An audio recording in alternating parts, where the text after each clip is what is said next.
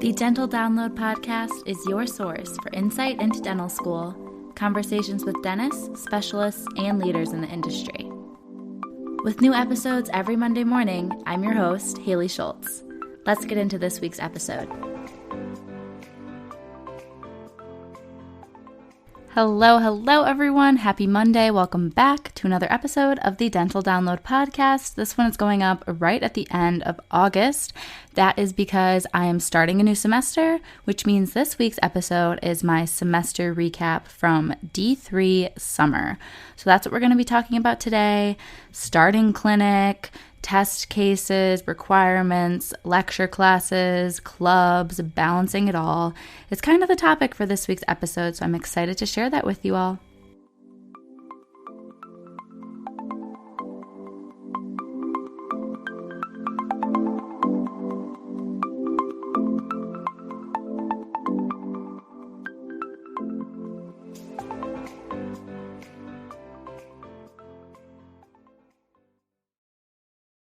Want to make a podcast? Spotify's got a platform that lets you make one super easily and then distribute it everywhere and even earn money, all in one place for free. It's called Spotify for Podcasters. Here's how it works. Spotify for Podcasters lets you record and edit podcasts right away from your phone or computer, so no matter what your setup is like, you can start creating today. Then you can distribute your podcast to Spotify, but also everywhere else podcasts are heard.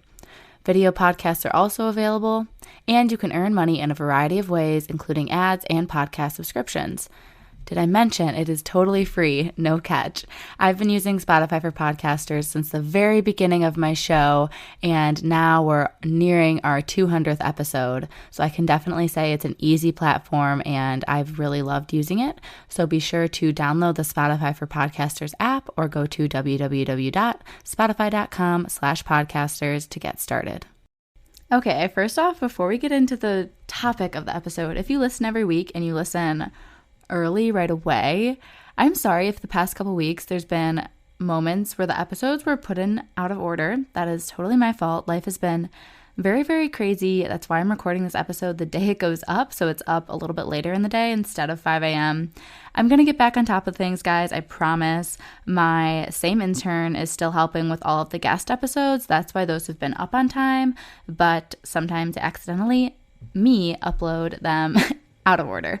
So I'm working on it. There's a lot on my plate, as you all know, and this podcast is really important to me, and I don't ever want to miss a Monday, so I've been able to keep that up for, 125, 126 episodes now, and I think that's a testament to how much I care about this, how much I care about you all, and your successes in your dental journey. But now that my little apology is done, we're going to talk about my D3 summer semester. So I'm going to do this in two little parts. First being clinic, test cases I've done, I have left, my game plan going forward, overall adjusting experience, the struggles of getting patients and keeping patients, and then also we'll go through my classes, likes and dislikes from those, and then we'll wrap up with any extracurriculars and personal life updates. So for clinic, I'm just going to blab about this. I don't have any notes, but test cases, I was able to complete everything that I needed to get graded this semester. I didn't end up with any incompletes, anything lingering. I met our requirements for test cases for the semester. And the way that works is class by class, you have a bunch you can pick from, and then you have to complete however many per semester.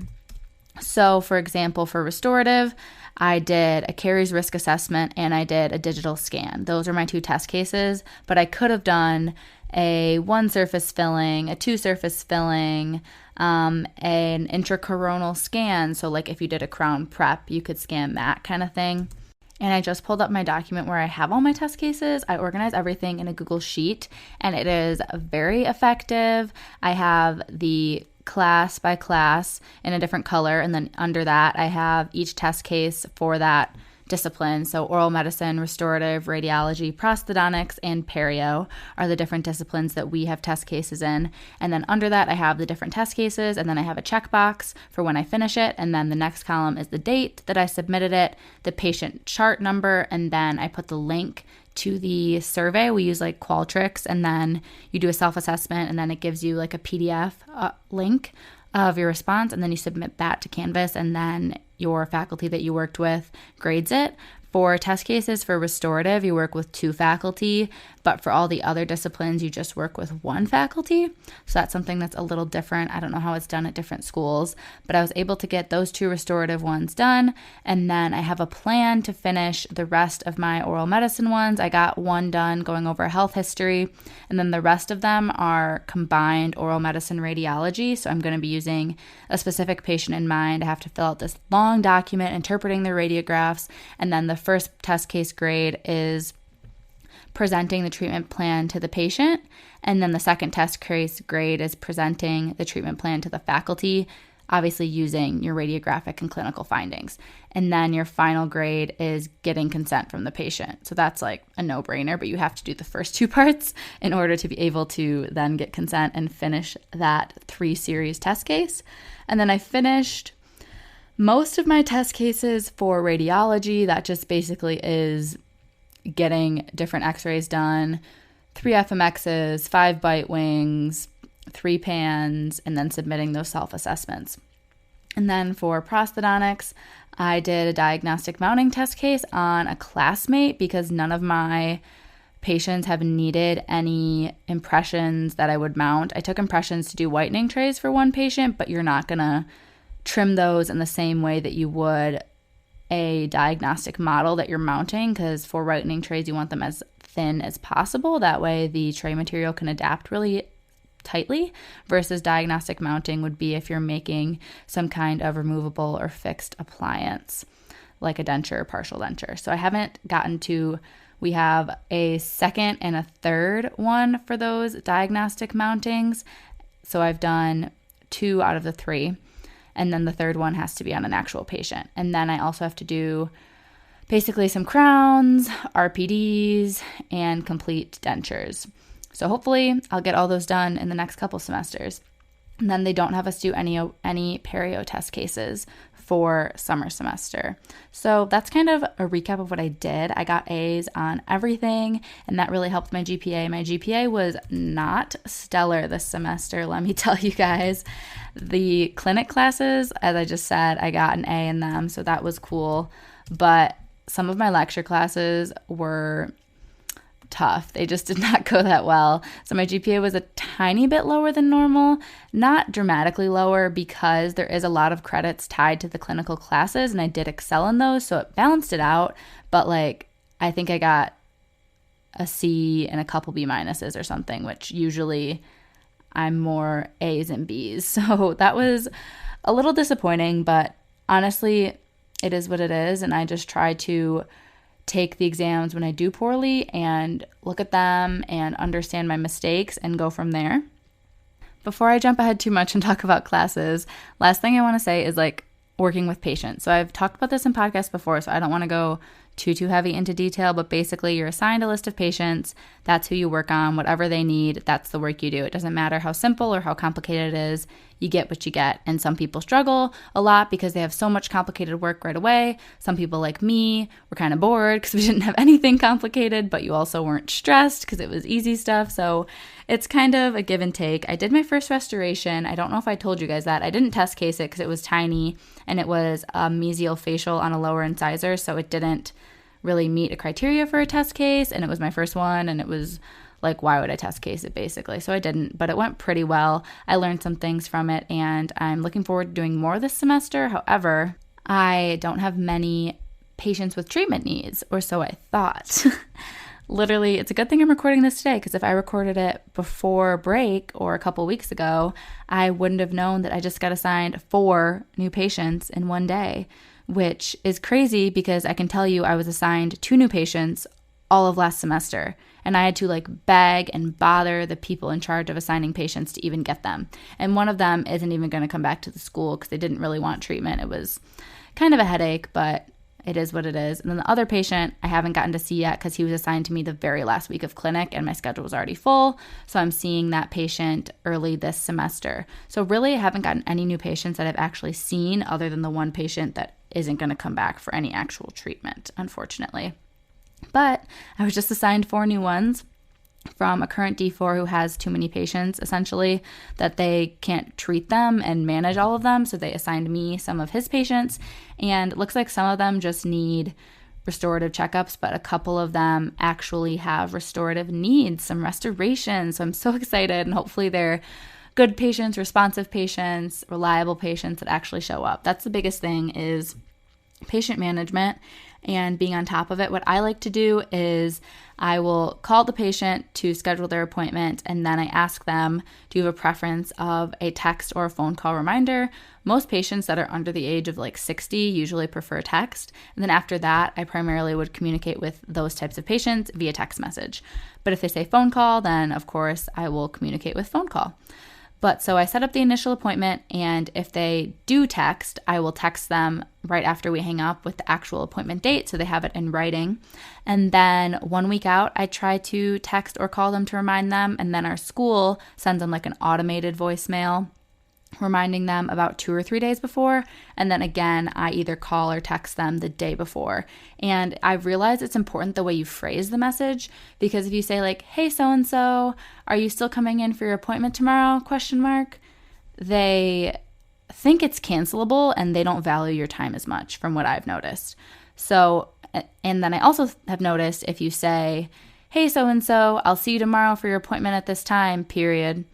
Not everyone thinks to respond to that. They're like, cool, they reminded me, but they don't think to respond to you to say, yes, I'll be there. And for us, I don't want to get this cubicle all set up and waste my time, the school's time, resources, just to have the patient no-show, which happens so much. But if you have them actually saying, yes, I'll be there, or no, something came up, I can't make it, it makes it a lot easier to avoid those no-shows. So the way that I've decided to start phrasing it, and what I've been doing the past couple of weeks and has been working well, is, hi, so-and-so, period. Please reply to confirm your appointment on this date at this time, period. And that is asking them to respond, and they say, yes, I'll be there, or no, something came up. Like, it is saying they need a response, and it's also saying you have an appointment. It's not wishy-washy, like you need to be there, basically. And I've found good results with that. So that's a little tip if you're transitioning into clinic, or if you're having trouble with no-shows. It could literally just be about how you're phrasing it. And even I've heard people kind of tell patients, like, I only get 4 appointments a week or 6 or whatever it is. And if you don't show up, I'm missing points for the week, credits, and attendance, and I fail that week if you don't come to your appointment. So it's really important that you show up, or you tell me with advance notice so I can try to fill your spot. I've heard people doing that. I personally haven't done it. It really hasn't come down to that. I've been able to fill my schedule and stay on top of things, but if that's something you're dealing with, you could even resort to that and see how it works. But I've heard it's effective for the people that have done it. It's a little extreme, but sometimes extreme measures are necessary to get through dental school. And that leads me into one more thing I want to talk about before we jump into classes. So we kind of discussed getting patients and keeping patients. In my perspective, it's just being on top of it, following up with them. And we have a system where we're supposed to put in contact notes anytime we talk to them, and that's part of our patient management grade. So I make sure I'm really diligent about that. If I call them, if I text them, I put it into the system that I contacted them, and everything that was said, it just kind of covers you with liabilities, and also just demonstrates to your people grading you. For us, that's like our patient care coordinators and our clinic faculty, team coach, that even if I'm not getting a lot of work done, at least I'm trying to reach out to people. And then if people aren't responsive after like a couple messages, or if they no show on you, you send them a warning or a verified patient interest letter is how we do it at our school. And then they have to call the school and say, no, I really want to still be a patient, or they never respond, or they call and say, I hate it here, I don't ever want to come back, and then the school accordingly dismisses them or will reassign them to a new student, not back to you. If you've personally dismissed them, they're going to pop up on someone else's list, depending how you dismissed them. Sometimes you tell your patient care coordinator, oh, this person's going out of town for 8 months, but once they're back, they want to continue care with me. Then you put a delay treatment letter, and then the patient can continue care with you. But if they've been no-showing you, or they've been misbehaving in a way that shouldn't dismiss them from the school, but just you don't want to work with them, you have the ability to dismiss them from your list, which is nice, but then you have less people on your list, less work to do, and, not so nice when you look at it that way, that we're being graded and trying to meet requirements. So the last thing I wanted to say, though, is how I finished overall with credits, if you will. So ours are called CEUs, Clinical Education Units, and it's assigned per procedure. Some schools literally work in dollar signs. Most schools, I think, use CEU or a different term, but basically points per procedure. So a new patient exam is 3, a normal exam is 1, x-rays are a percentage of a point, and things like that. So our average was around 98 to 100, and I think I finished with 110. So I was pretty happy with that. That was my goal, was to break 100. To be on track to graduate, you want 150 to 200 per semester, but they know summer semester is slow. You're doing a lot of low credit procedures. So by knowing that, my personal goal was to break 100, and I was really happy that I did, and I was also happy I didn't have any incompletes. So that kind of rounds off our clinic discussion, and now we're going to get into going through class by class, how everything went in that regard. So the website that has our transcript is under maintenance right now, so I can't pull up exactly what classes I had, but I wrote them down and I think I have everything, but something could be missed. I'm just putting that disclaimer out there. So we had some full semester classes and then a couple classes that were half semester. So the half semester classes was endodontics and the other one was implants, and both had a lecture and lab component. So it would be a couple days a week, you'd go to lecture, and then after that you'd have a lab once a week. And implants was kind of cool. I liked it, and I liked that we got to do some hands-on with basically models. We were able to work with a Zimmer lab, and they brought in all the supplies so we could still place an implant in modeled mandible. And then endo, I really liked. I didn't do great on the final, as I've mentioned, but I still really enjoyed the class. I thought it was really fun and interesting, and I've liked all of my other endo classes in the past that were fully lectures, but this was lecture in the sense of how is this going to apply to doing an endodontics procedure, versus our other ones were more case-based and treatment planning and evaluation of signs and symptoms, versus this was the instruments that you're using, the step-by-step, why you're doing it, what kind of microbes are found in the pulp canal, things like that. So more technical, I would say, than the classes we'd had before, but I still enjoyed it, and I especially enjoyed the lab component. It was really fun, and I did really well on the practical, and I feel like I learned a lot. I wish we had more experience with endodontics clinically. We really just had the model teeth and a couple natural teeth, but those don't obviously have live pulps. They're calcified because they're extracted teeth, but you still got to at least practice your access openings on natural teeth as well, and then you practice instrumenting the canals on model teeth, which is what you use on boards. But I wish we learned more clinically on real patients endodontics. Most people only do 1 or 2 before they graduate, and it's on an anterior tooth, so you're getting 1 canal. Sometimes they'll let you do a premolar, but you're never doing molars or more than 1 or 2 canals at our school, which I don't love. But that was the 2 half semester classes. And then for full semester classes, we had fixed prosthodontics, head and neck, another implants class, special care dentistry, a pediatrics class, and medical emergencies. And then I had an extra class for my orthodontics selective.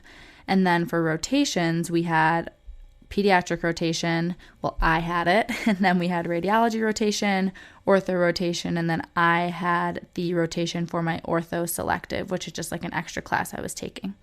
So the way rotations work, those last 3 I mentioned, radiology and ortho, everyone has every semester, and then the selective I was taking as an extra class, and then pediatrics, it was just my turn to take it. A small group goes every 2 weeks, and mine happened in the summer. Other people's might be in the winter or the fall, and same thing, some people were on hospital or oral surgery last semester, but I haven't had mine yet.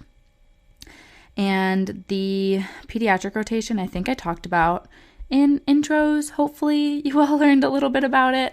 That was my last 2 weeks of clinic though, and it was a blast. I wish I got to do operative on a kiddo. I did not. I assisted on operative, basically meaning like a restoration on a child. I just did exams and prophies and radiographs, which is still a lot of fun and good practice to learn how to work with children. I wished that I did operative though. I wished that I placed sealants, and I wished that I had more young children.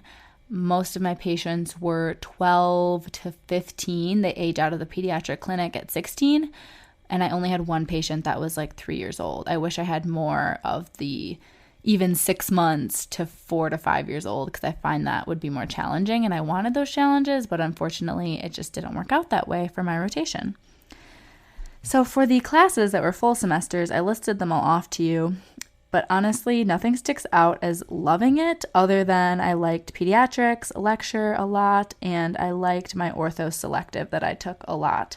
Both of those, I just like kids. I like treatment planning and occlusion and learning more about those subjects. I can see them directly applying to my work as a general practitioner, and I find them to be very interesting, and they're just really well done classes. There's a lot of case-based scenarios that are more interesting and more applicable and help me learn things better by actually thinking through a patient scenario rather than just giving general facts and info.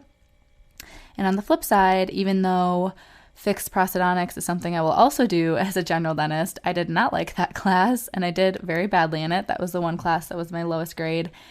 I don't know why it was so challenging. It's like it made sense to me, but then I would get questions wrong on the exam, so obviously something wasn't connecting there.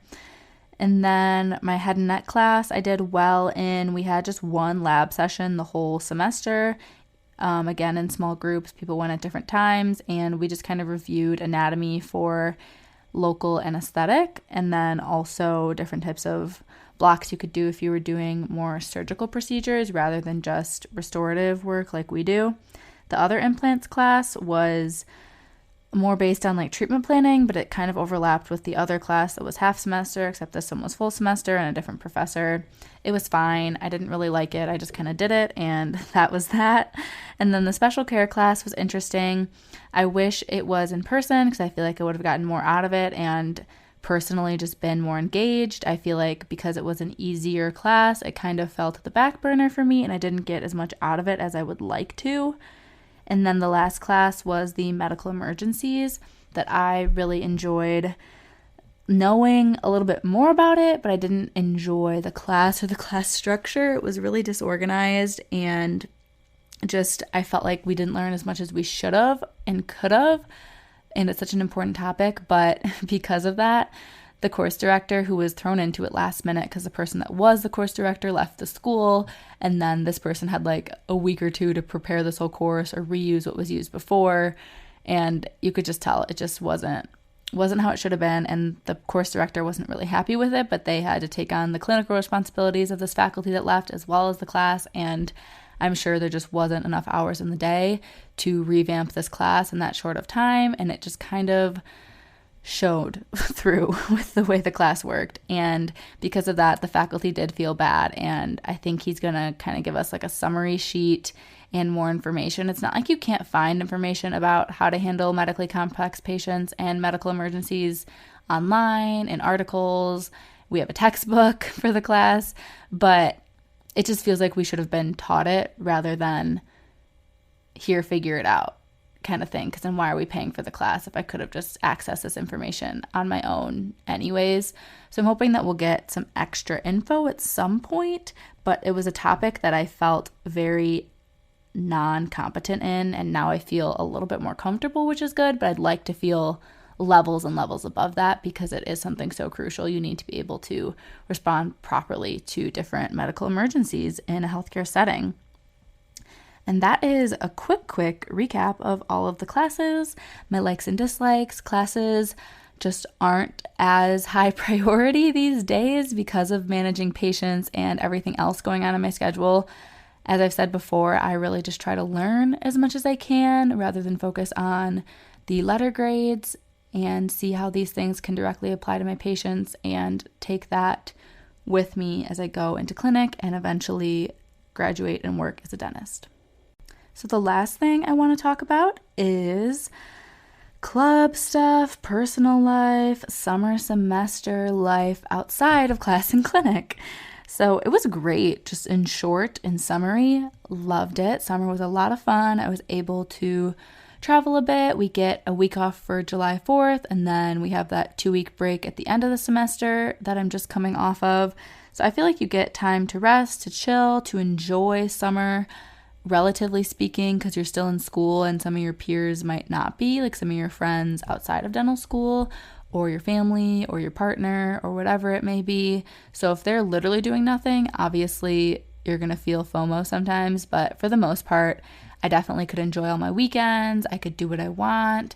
I could study outside. And since we have some time periods that are flexible with scheduling our own patients, I just felt like I could find a really good balance between personal and school.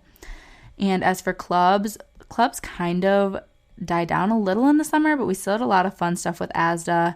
I've talked about in other episodes, but we had the golf outing, we had pre-dental day, we went to a Tigers game, we had some lunch and learns, we had some socials with like the new dentist committee for our district of the Michigan Dental Association. So there was a lot of fun stuff in that regard. I wish more of the other clubs did stuff. I think some of the clubs I'm in did nothing all summer, and then some did one event. Going into fall semester, which can be its own episode at some point, I'm definitely dropping some clubs. I will just leave it at that because they are a waste of money. I don't want to sound harsh, but I mean, if you don't do any events or you do like 1 or 2 events, it just doesn't feel worth it. I know sometimes you're only paying $25, $30, which maybe you're getting back by the sandwich you got at the Lunch and Learn, but it just seems like you should get more bang for your buck. And it doesn't always seem like clubs are on top of it. And I know they're student run, so I get it. But at the same time, I'm not going to put my energy and money towards something if I'm not getting anything out of it. Our lease just renewed for our house, I guess, is a update. We knew we were re-signing with the same girl, so it's me, another 3rd year and 2 4th years in a 4-bedroom house in Ann Arbor, and we love it here. The rent went up a little bit, which is always a little bit of a pain when you have to pay that every month, and now it's more expensive, but it could be worse. It's still a really fair price for the area, and we love it here. I'm hoping to stay for my 4th year, but we're on the lookout for roommates. So if you are a Michigan dental student and you're listening and you want to live with me, let me know. We need 2 people to move in next summer, but we'd have to re-sign by November 1st. So we're kind of a little stressed about that, just trying to get it to all work out. And I think that's really all the life updates, though, as for what happened over the summer. I hope you guys enjoyed this episode. I know it was a little all over the place, but I love to just do quick recaps, at least letting you know how things went and any key takeaways I have from the semester. And I feel like I was able to do that in this episode. So I will talk to you all next Monday when we have another guest. His name is Dr. Vince, and he is a general dentist practicing in Bloomfield Hills, Michigan, so not too far from where I am. And he practices dentistry in a pretty unique way, and I think you all will enjoy to hear from him and hear his story. So with all that said, I will talk to you next Monday.